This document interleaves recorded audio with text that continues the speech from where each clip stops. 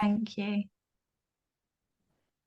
Okay, so welcome to our mental health and wellbeing for business owners session. As Julia said, you're more than welcome to keep cameras off and stuff if you're busy and if you're eating. But equally, if you want to join in with the chat at any point, then feel free to pop your cameras on and everything and have a chat, ask any questions as we go. I will do like a Q&A at the end as well.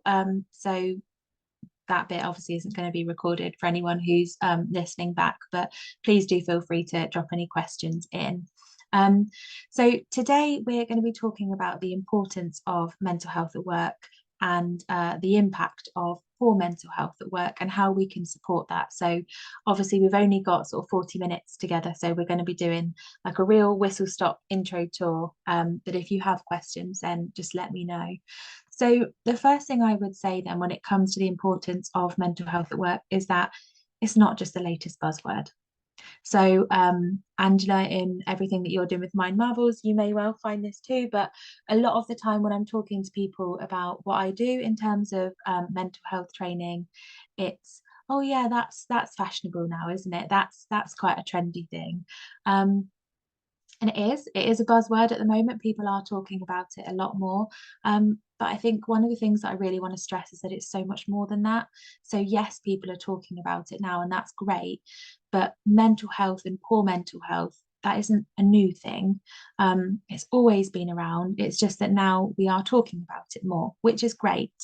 But on the flip side, the conversation is going up at a much faster rate than the level of resources that's going up. So essentially what that means is that some people are realizing that maybe actually how they're feeling isn't quite right and they're not feeling as they should. But the support from the NHS hasn't necessarily caught up with it yet, the amount of resources. So one of the things we can do is look after ourselves. And I'm sure all of us know as business owners, actually we come under an immense amount of pressure. So just to introduce myself a bit more before we continue, as you know, I'm Jen. So I run Cinder. So we do mental health first aid training, mental health workshops, conference talks and workshops. But I am also a franchisee. So with my husband, we have joined the Mind Marvels franchise, where we do wellbeing classes for nursery and primary school children.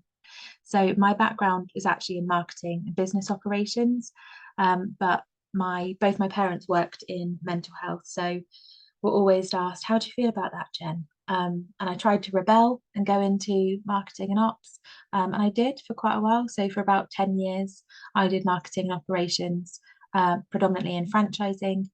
But throughout the pandemic, saw just how many business owners needed that level of support, whether it's for themselves as a standalone business or whether it's them as a franchisor or franchisee. So at the start of the pandemic, decided to retrain and have been doing it ever since. So mental health is something that a lot of people think of as poor mental health. So they often get confused. So mental health is something just like physical health that we all have.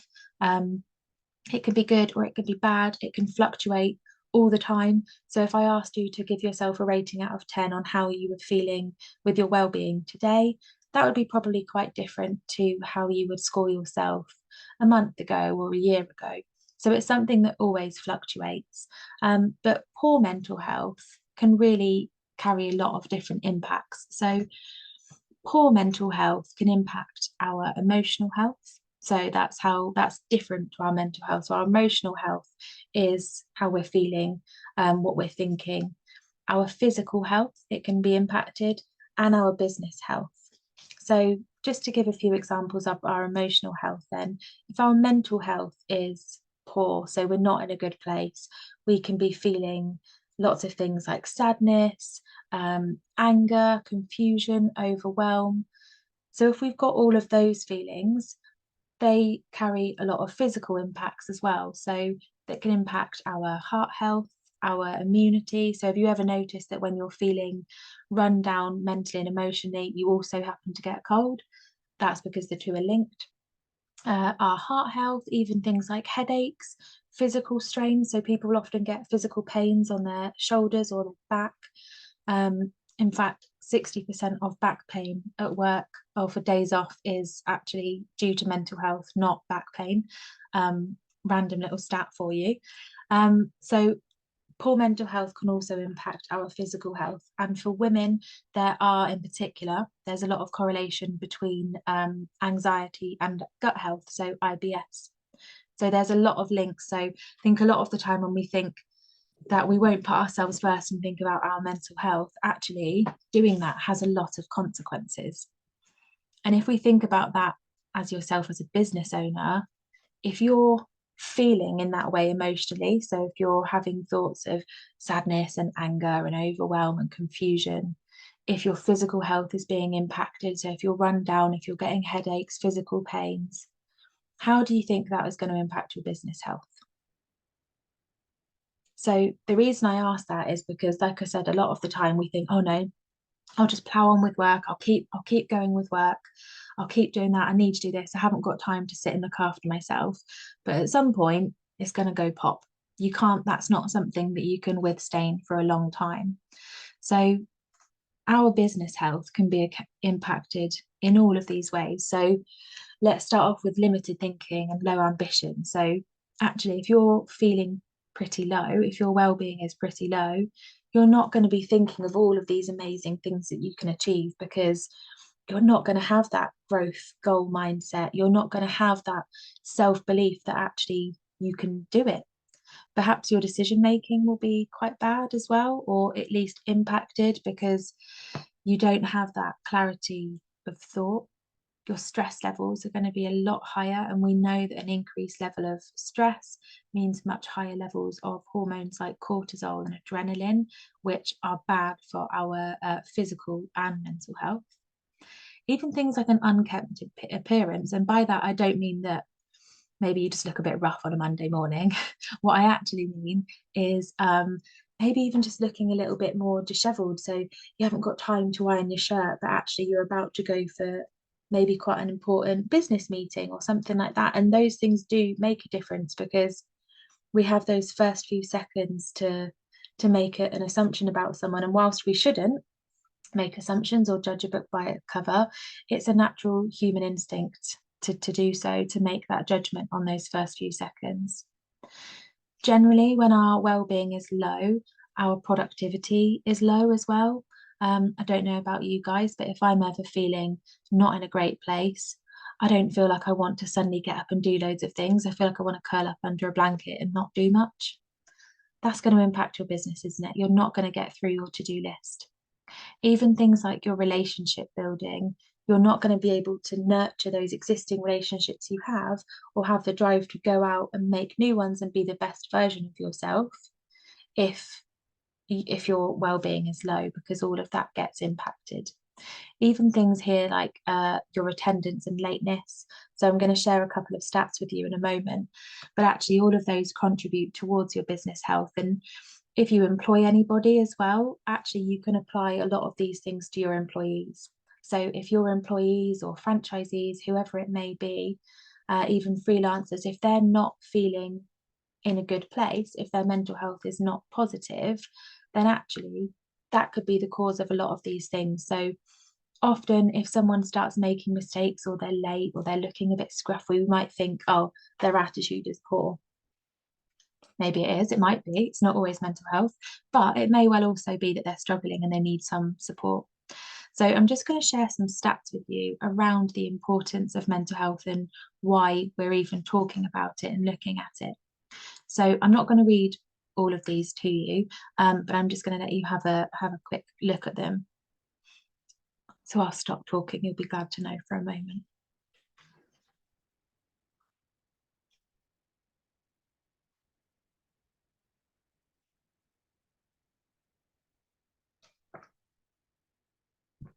So essentially, hopefully what I've said so far in that very brief introduction as to what mental health is and why it's important, hopefully these statistics go some further way to actually helping show just how important mental health is and how much it can impact your business. So if you are one of these people that are go, go, go, take a moment to pause and stop and actually look after yourself, because by doing a bit of self-care, actually you are able to have that better growth mindset. You're able to look after your business and work on it as well as in it, because you're just taking a moment to step back. So one of the ways that we can really look after our mental health is by setting some boundaries. So with 40 minutes to talk to you about it over lunch, that is a hard thing to know what bits to pick.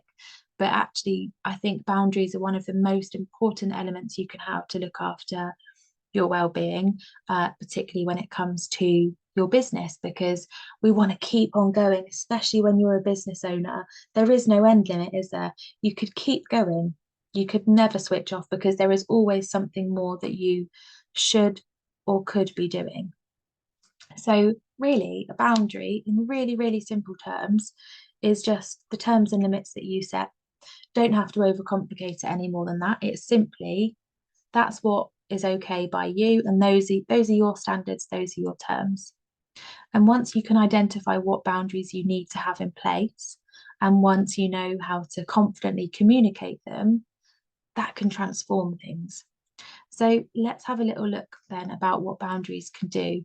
So essentially, a boundary can make sure that your needs are met.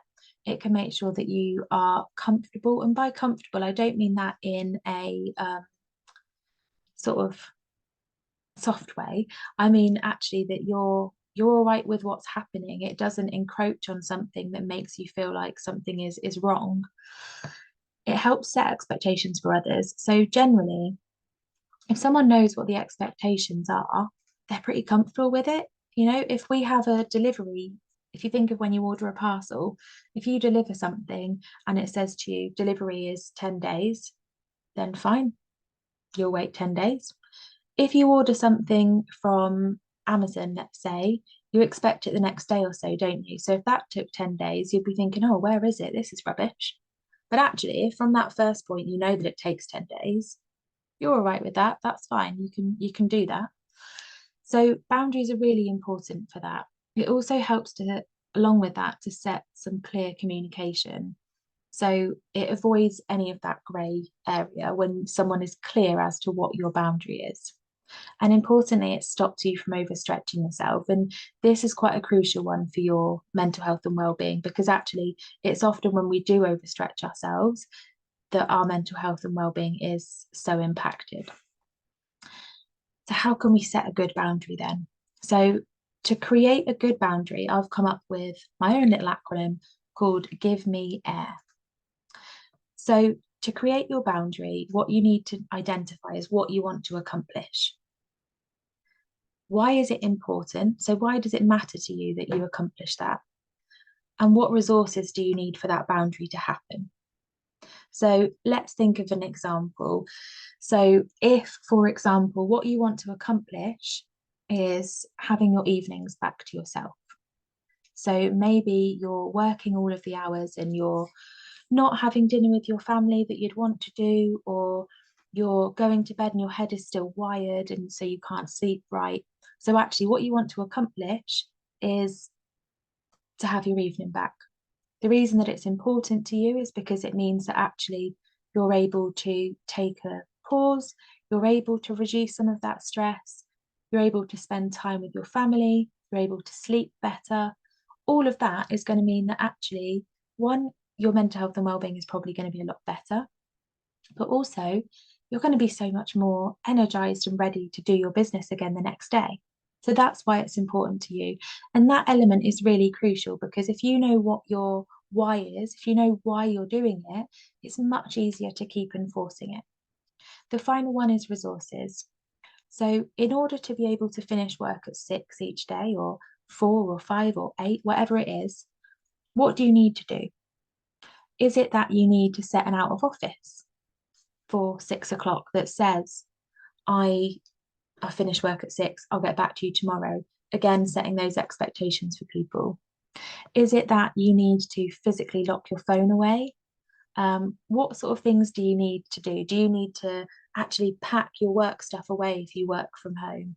Do you need to shut the door of that office? There may well be lots of little resources, lots of little steps that you need to do. So, as we're a nice little group at the moment, I won't necessarily stop and get you to do it now. But if you are watching this, then just take a couple of minutes and just think of one. What's one area of your life that you think actually that could be a little bit better, or that is negatively impacting me, my well-being, or my business? So it doesn't necessarily have to be to do with work, but something that is impacting you on a daily basis that actually could be potentially fixed by a boundary. So just take a couple of minutes and take yourself through this give me air. So what is it you want to achieve? Why does it matter to you? And what do you need for that boundary to be in place? So give me air. And just remember that as you're going through, particularly when you're trying to communicate it. So that is a really important element of a boundary, is communicating it. Because without communicating your boundary effectively, it's kind of irrelevant, to be honest. You're not able to actually enforce it. It's not going to make a difference to you. So in order to communicate your boundary effectively and to have a good boundary, we want to have it so that your needs are met, but also their needs are met. And when I say their needs, that could be another person, or there could be your business. So your personal needs or your business needs, or your personal needs or your employees' needs or your franchisees' needs, your needs or your family's needs. Basically, they have to be balanced, because what we want to do is ensure that actually you're not always succumbing to what other people need, because that's when your well-being can take a big hit. The thing that underpins all of that is passive communication. So by passive communication, I don't mean being a doormat, and I don't mean being passive aggressive either. So passive communication is essentially both needs being met. So you're not being aggressive with it and saying that you're only doing what suits you, but also you're not only meeting other people's needs. So the way that we can communicate boundaries is by setting expectations and even just saying no. So a lot of you, I'm sure everyone will know the lovely Jane James. So at the BFA's conference recently, she said about how no is a full sentence. So sometimes actually your boundary could simply just be saying no a little bit more. Does it suit you? Does it suit them? Does it suit you both? If that balance isn't neutral, then something's off, and that's when something needs to be changed. So yes, what you're doing, working loads and loads, might be what meets the need. Meets the need, that is right. What meets the need of your business, but actually, is it meeting your personal need? Because I think sometimes when we're self-employed, it can be really hard to differentiate between the two. But actually, there is a difference. So just because your business need is met doesn't mean that's okay. You also have to meet your own need, otherwise, it's not sustainable.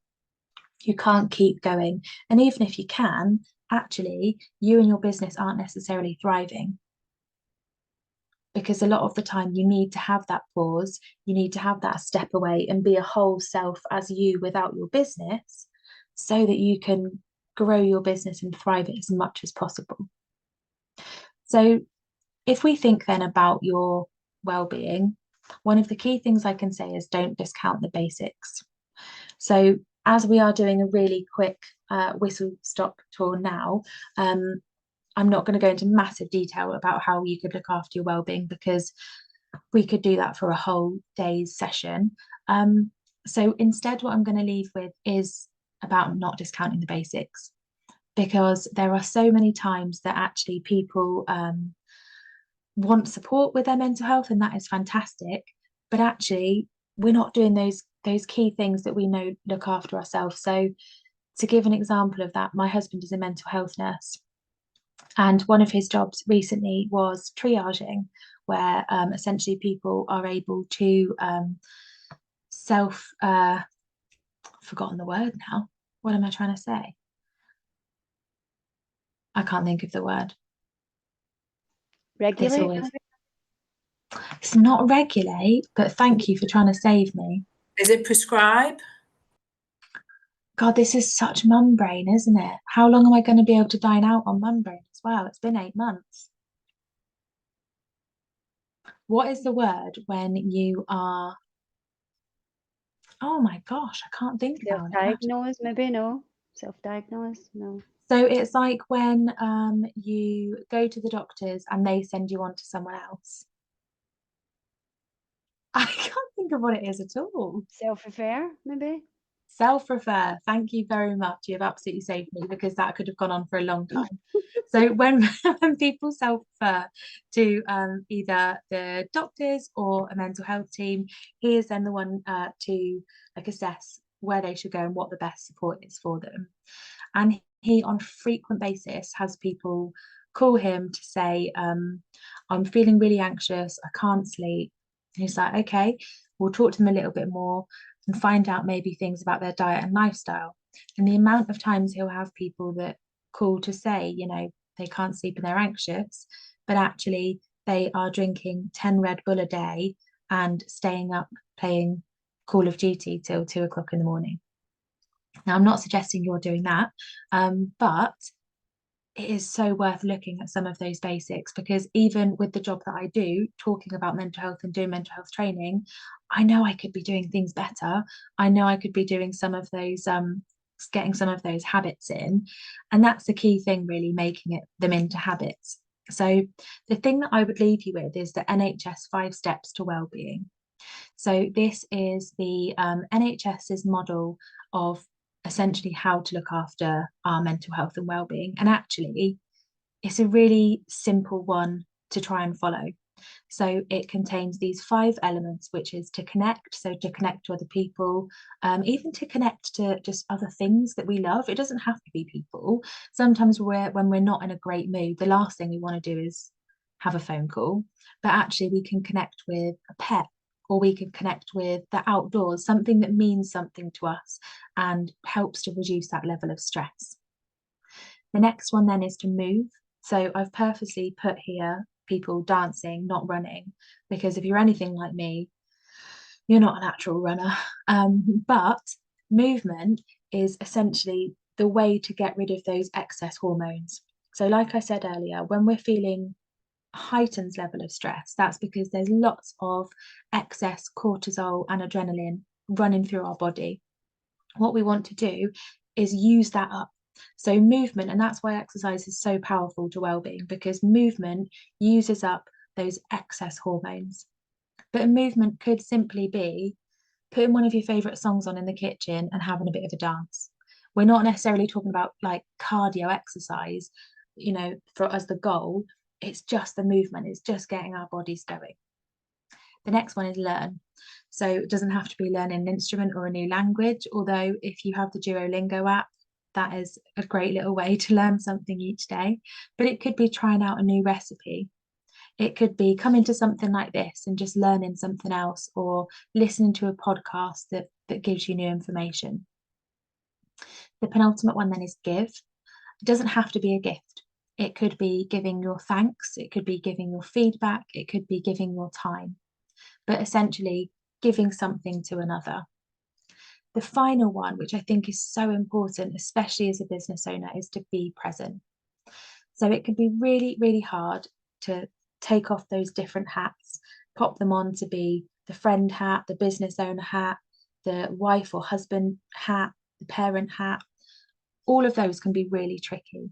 But actually, if we can just take a moment to pause, be present, and be purposeful with whatever it is that we're doing, that can do wonders for your well-being and your mental health. So actually, if you're making a cup of tea in between this and the next meeting you're going to have, rather than doing it really quickly and doing it as quickly as possible as you can, you know that it's going to take 2 minutes. So just give yourself those 2 minutes to do it. And I know that sounds really simple, and I appreciate that this 5 steps to wellbeing isn't necessarily teaching you anything new, but what I do hope is that it serves as a reminder to do some of those things that we could and should be doing, because they really are fundamental in how we feel each day. and how our well-being is and how our mental health is undoubtedly goes towards our business health. So the more that you can look after yourself, the better you're going to be able to be to help your business thrive. And as a big old caveat, that's not to say that anybody who is experiencing poor mental health can't work successfully. They absolutely can. And with the right support, they can work even better and they can thrive themselves and for their business and for their role. So it's not to say someone with poor mental health can't work, they can, but putting yourself in the best position to thrive is only going to do wonders for your business. So just to recap then, everything that we've talked about today, we know undoubtedly that your mental health is important for your own happiness, your own well-being, but also for your business health. The stats back that up without fail. It's incredibly important to set boundaries. So if you have got 5 minutes, take 5 minutes after this to think about what boundaries you need to put in place that are going to help you. So if frequently on a daily, weekly basis, if that thing just niggles at you or bugs you, or you think, oh, that could be better, take it, write it down, and then have a think about what that air could be. So what is it that you want to accomplish? Why is it important to you? And what resources do you need in place to be able to do that? The next one is just have a look then at your basics. So are you doing all of these 5? Not saying you have to do all 5 every day, but are you making sure you fit them in regularly, at least one of them once a week? So connect, are you doing that once a week? Are you moving once a week? Are you learning, giving and being present once a week at least? If you can do them more frequently, even better. And what we really want to do with these basics is to make them part of our daily habits. So look at your day as it is now, and where could you maybe fit these in? They don't have to be massive things. It could be just being present for 2 minutes. So you're having that cup of tea and actually you're allowing yourself to just sit down and have it. I know that sounds incredibly simple and that's not going to solve the world when it comes to mental health, but by allowing yourself to just stop rushing, as I think we always do as business owners, that can do masses for how you're feeling and how you're then able to go on with your day. So that brings us to the end. I have a QR code here if you wanted to scan it and have a chat at all, or otherwise I'm on LinkedIn. So my thing is there. Hopefully you can see it. It feels quite bright on this screen, but I will send everything out afterwards anyway. I have got a couple of questions on here, but if anybody who's in the room now wants to share any of them or ask any, then please do. But I don't know, Julia, if you want me to do some of the questions that I've got now while it's still recorded. Yeah, if everyone's happy about that, yeah, that's fine. Okay. So they are anonymous. But one of them then is, how do you know when to stop? So this was in terms of when you're supporting a team member or a friend, anybody else really, how do you know when to stop? And I would say for that one, that's where your boundaries come into play. So knowing when to stop is actually what's comfortable for you. And it is completely okay for yourself and the other person to say, actually, you're not in the best headspace to help them right now. But maybe you can tomorrow or at the weekend. So that's where your boundaries can really come into play. Another question then was, what if someone doesn't want to talk to you? So if you have a team member or a franchisee, whoever it is that you can tell is probably struggling, but actually as much as you try, you can't get through to them, they don't want to talk to you. Sometimes it's consistency. So it's just keep asking the person, because actually each time you ask, each time you check, you're building their confidence in you that actually you do genuinely care, because that's what someone's looking for, not like a passing, oh, are you all right comment, because all of us, it's British nature to be like, yeah, I'm fine, even if, someone's just driven over your foot. So it's in our nature to just say, yeah, I'm all right. But actually, the more you can build that confidence in someone and show them that you genuinely do care, the better. So often it is that consistency and keep asking them. But sometimes for your sake and theirs, it may well be that you need to appreciate you're not the right person for them to come to. maybe they don't want to confide in you, whether it's because of a professional relationship or personality thing. It's not necessarily anything you've done wrong. It may well just be that you're not the right person for them, and that's okay. So I think part of that is acceptance. Part of it is maybe giving them resources. So if you're not the right person, then that's absolutely fine. But maybe you could give them some resources to read on their own, or point them in the direction of someone different. Maybe you've got a mental health first aider that they could talk to, something like that. So if you're not the right person, that's okay, but point them in the right direction of someone who could support them. The final one I had was they know they need to do something to change, but just can't make it happen. How can I? So I think that's probably one that all of us can relate to. We know we need to do something, but how can you give yourself the mojo to actually get on and do it? So I think that would also go back to that give me air of why.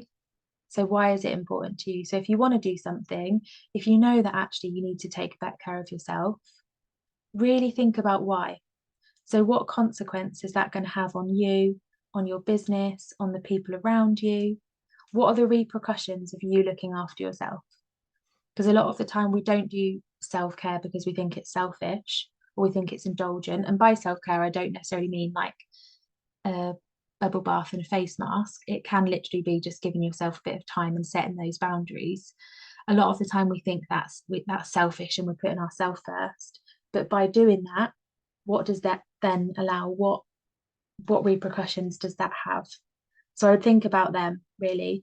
And then the next one is to how you can build those habits. So how can you build it in your normal day to day? Because that's how something lasts. When we try and do something, a big change overnight, it might last for a few days, but then it's probably going to dwindle. But actually, if we can just get it into our normal day to day life, it's much more likely that it's going to be a lasting change. Those were all the ones I had. I don't know if you had any more, Julia, or if anyone in the room has got some. No, I didn't get any sent directly to me. Okay. I'm just going to stop recording now. Thank you. Thanks so much.